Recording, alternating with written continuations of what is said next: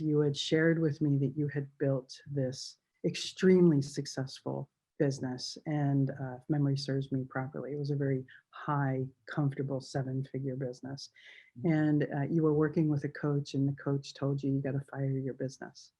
And you Yeah, did. yeah. You talk about being coachable. I think a little bit of that came from my upbringing because I played sports, right? And so Mhm. when I first started on the sports team, I didn't know anything. You're at kind of the bottom of the totem pole, and then you start watching and learning, and then doing. Right? It's that theory of watch, do, monkey see, monkey do kind of thing. And then eventually you start getting a little bit better. You do the drills to get, and then your coach says, "Hey, do this and get better at this," and then you get better, and then people start recognizing, "Whoa, you're pretty good at that," right? And then all of a sudden you work your way up to kind of the captain of the team or whatever. And so that mentality was driven into me at a young age.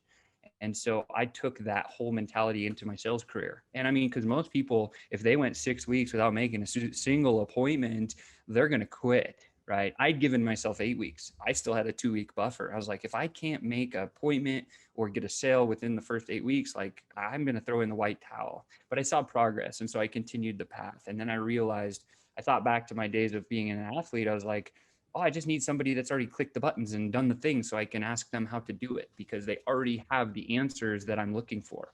And so when we got to what you're talking about was we had built a pretty tremendous software business. And when we launched, it took us about 10 months to do our first $1 million in revenue. And then through the ensuing next year, we actually ended up selling about $12 million worth of the systems that we were selling, but I was serving the wrong person. And my coach could see that. My coach was watching because I would meet with him twice a year, and I would say to him, I'd be like, hey, this is what's going on. And then he would see like the bags under my eyes and you'd be like, man, you're burning it, right? Like what are you doing? Right. And he's the guy who said the hard thing that you never wanted to hear. It's what you need to hear, not what you want to hear. Yeah. And so he came to me and he said, Sean, I've been in this place for 5 years before, like before he was where he's at now.